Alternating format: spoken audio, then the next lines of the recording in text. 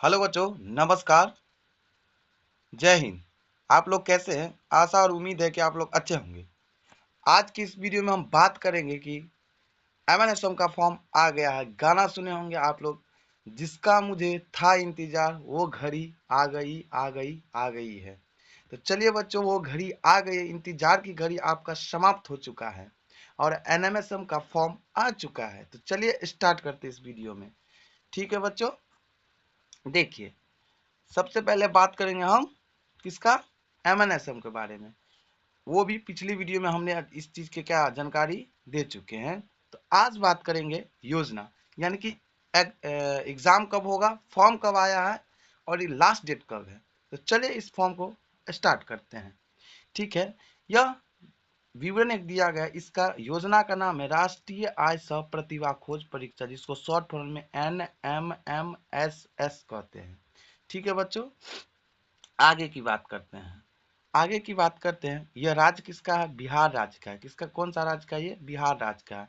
शैक्षणिक वर्ष कौन सा है? 2026 है। कौन सा है? 2026 से लेकर क्या है? 27 है। ठीक है, छात्रवृत्ति राशि कितनी मिलती है आप लोगों की? तो छात्रवृत्ति राशि मिलती है 12,000 प्रति वर्ष, बोले तो 1,000 की प्रति महीना। ठीक है, 12,000 प्रति वर्ष मिलता है और 1,000 प्रति माह मिलता है। यह आवेदन प्रक्रिया क्या है? ये ऑनलाइन आवेदन प्रक्रिया है। ठीक है, पात्र यानी कि योग्यता क्या है? यह एक 8वीं कक्षा के विद्यार्थियों के लिए है। ठीक है, चयन प्रक्रिया क्या है? तो इसमें 2 एग्जाम होते हैं, और एक होता है सेट और एक होता है मेट। ठीक है, यानी कि मेट और सेट परीक्षा एवं दस्तावेज सत्यापन होता है। तो सबसे पहले बात करेंगे कि इसमें दस्तावेज क्या हो लगता है, यानी कि डॉक्यूमेंट क्या लगता है। ठीक है बच्चों, फॉर्म भरते समय आपको डॉक्यूमेंट क्या लगता है? तो देखिए, ध्यान से सुनिए। सबसे पहले आधार कार्ड होनी चाहिए आपके पास, आय प्रमाण पत्र होना चाहिए जो कितना 3.5 लाख से कम होनी चाहिए। ठीक है, जाति प्रमाण पत्र होना चाहिए, यदि लागू है तब। आय 8वीं 7वीं की मार्कशीट होनी चाहिए। 7वीं की क्या होनी चाहिए? मार्कशीट होनी चाहिए। स्कूल से जारी बोनाफाइड पहचान पत्र होनी चाहिए। पासपोर्ट साइज फोटो होनी चाहिए। हस्ताक्षर, ठीक है, बैंक पासबुक की कॉपी यानी कि आधार कार्ड से वो लिंक होनी चाहिए। निवास प्रमाण पत्र होनी चाहिए। मोबाइल नंबर और ईमेल आईडी होना चाहिए। आप लोगों को बच्चों बताए होंगे पिछले वीडियो में कि जाति आवासीय आय प्रमाण पत्र बना लेने के लिए। ठीक है, तो आगे फिर बात करते हैं।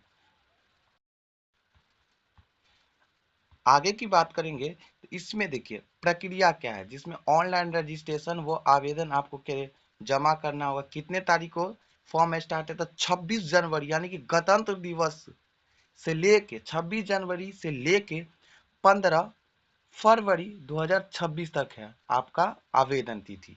ठीक है, विद्यालय स्तर पर ऑनलाइन अप्रूवल यानी कि 1 जनवरी से लेकर 16 फरवरी 2026 तक है अप्रूवल, यानी कि आप अपडेट कर सकते हैं। आपका एडमिट कार्ड 5 मार्च 2026 से लेकर 8 मार्च 2026 तक होगी। ठीक है, परीक्षा तिथि की बात करते हैं। परीक्षा तिथि की बात करते हैं तो कितना है? 8 मार्च को है।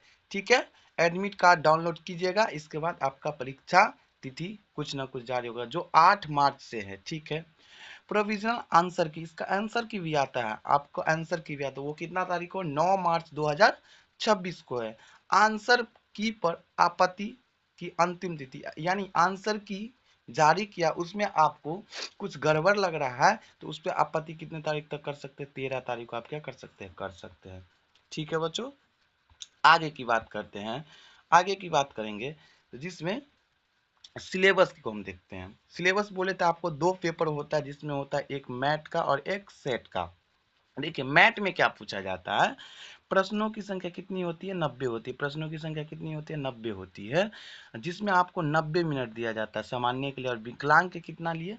120 मिनट दिया जाता है। ठीक है बच्चों, आपको इसमें से जनरल अगर हैं आप, यानी कि जनरल कैटेगरी में आते तो आपको 40% अंक लाना अनिवार्य, और न्यूनतम कैटेगरी में आते जैसे SC ST दिव्यांग आता है तो आपको 32% अंक लाना अनिवार्य है, तभी आप इस एग्जाम को क्या कर सकते हैं, क्वालिफाई कर सकते हैं। इसी प्रकार सेट की बात करते हैं तो सेट में भी 90 प्रश्न रहता है, वो 90 मिनट का, विकलांग के लिए कितना रहता है, 120 मिनट का रहता है। इसमें भी उसी प्रक्रिया में आपको 40% अगर जनरल है तो लाना पड़ता है, और अगर OBC SC ST न्यूनतम है तो आपको न्यूनतम अंक 32 लाना होगा। ठीक है, आगे की बात करते हैं। आपको प्रथम पाली में मेट की परीक्षा होगी और द्वितीय पाली में सेट की परीक्षा होगी। प्रथम पाली की बात करें सेट परीक्षा की तो सुबह 10 बजे से लेकर 12 बजे तक, दोपहर 12 बजे तक होगी। इसी प्रकार सेट की परीक्षा की बात करें तो 1 बजे से लेकर दोपहर 2:30 बजे तक, यानी कि 2:30 तक होगी। ठीक है, वो एक ही दिन होता है, कुछ टाइम ब्रेक ले लेके, जैसे देखिए 12 बजे एग्जाम खत्म होता है तो आपको 1 घंटा का ब्रेक दिया जाता है, और 1 बजे से पुनः सेट की परीक्षा का क्या लिया जाता है, परीक्षा लिया जाता है। आगे की बात करेंगे इस वीडियो में तो देखेंगे कि बात करते हैं तो इस परीक्षा का पैटर्न क्या, पूरा सिलेबस के बारे में जानेंगे, किस टॉपिक से क्या आता है, रीजनिंग में कौन सा टॉपिक पढ़ना है और मैथ में कौन सा टॉपिक पढ़ना है। आप स्क्रीन पर देख रहे होंगे कि कुछ पेपर का कभी कटिंग हम इसमें ऐड किए हैं, तो आप देखिए पेपर में लिखा स्पष्ट रूप से राष्ट्रीय आय सह प्रतिभा खोज, सह मेगा प्रतिभा खोज के परीक्षा के लिए आप 26 से क्या कर सकते हैं, आवेदन कर सकते हैं। विद्यार्थी की 9वीं 12वीं तक 12,000 रुपये का छात्रवृत्ति मिलेगा। ठीक है, इस पेपर में बहुत सारा योजना का मतलब यही योजना के बारे में सारा कुछ दिया गया है। तो बात करते हैं हम सबसे पहले रीजनिंग की, यानी कि मैथ की। मैथ में आपको 90 प्रश्न पूछा जाता है, 90 प्रश्न पूछा जाता है 90 मिनट के लिए। ठीक है, 90 प्रश्न पूछा जाता है कितना देरों के लिए, 90 मिनटों के लिए। किसमें, रीजनिंग में, किसमें पूछा जाता है, रीजनिंग रहता है। ठीक है, वो दो किसका सिलेबस है, 2026 से लेके 27 तक का। सबसे पहले तर्क शक्ति बोले तो रीजनिंग, यानी कि सादृश्य, वर्गीकरण, श्रृंखला, कोडिंग, डिकोडिंग। ठीक है, इसी प्रकार विश्लेषण क्षमता जिसमें चित्र आधारित प्रश्न रहते हैं, पैटर्न पहचाना जाता है। तार्किक सोच जिसमें आपको दिशा, ज्ञान, रक्त संबंध का क्रम व्यवस्था यानी कि सोचना पड़ता है। मानसिक क्षमता अंक श्रृंखला होता है। समस्या लॉजिकल पजल जिसको कहते हैं, जिसमें एक दे देगा इस प्रकार, इसमें एक दे देगा, इसमें कुछ दे देगा, आपको बताना होगा कि आगे क्या होगा। इसी प्रकार आगे की बात करते हैं तो देखते हैं की बात करते हैं तो शैक्षणिक योग्यता परीक्षा यानी बोले तो सेट। मैट में केवल रीजनिंग आपको 90 नंबर का पूछा जाएगा, ध्यान रखना 90 मिनट के लिए। ठीक है, शैक्षणिक योग्यता यानी कि सेट में जिसमें गणित रहता है, जिसमें क्या रहता है, गणित, जिसमें प्रतिशत, लाभ, अनुपात, क्षेत्रमिति, साधारण ब्याज, यही चारों 5 ही टॉपिक से क्या रहता है, गणित पूछा जाता है। विज्ञान की बात करें तो भौतिक, रसायन, जीव विज्ञान क्लास 6 यानी कि 7 से लेके 8th स्तर तक का आपको क्या करता है, पूछा जाता है। ठीक है, इसी तरह सामाजिक विज्ञान की बात करते हैं, सामाजिक विज्ञान में आप जानबे करते हैं क्या सब रहता है, इतिहास, भूगोल, नागरिक शास्त्र, अर्थशास्त्र, बहुत सारे रहता है। लेकिन वो इस पे लिखा जाता है 7 का, लेकिन आपको कंपटीशन लेवल का तैयारी करना पड़ेगा। सामान्य जैसे भारत संविधान हुआ, इसी तरह विज्ञान और पर्यावरण हुआ। ठीक है, तो आपको पूछा जाएगा।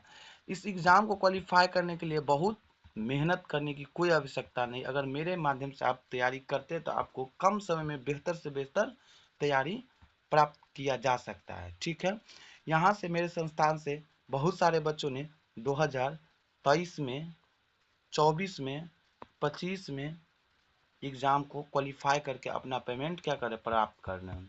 तो अगर आप भी चाहते हैं कि हम इस परीक्षा का क्वालिफाई करें बेहतर ढंग से, आपको 12,000 प्रति साल मिले, तो आप मेरे नंबर पर संपर्क करके आप ऑफलाइन हो या ऑनलाइन कोचिंग क्या कर सकते हैं, ज्वाइन कर सकते हैं। ठीक है बच्चों, बहुत बहुत धन्यवाद। Thank you for watching math magic.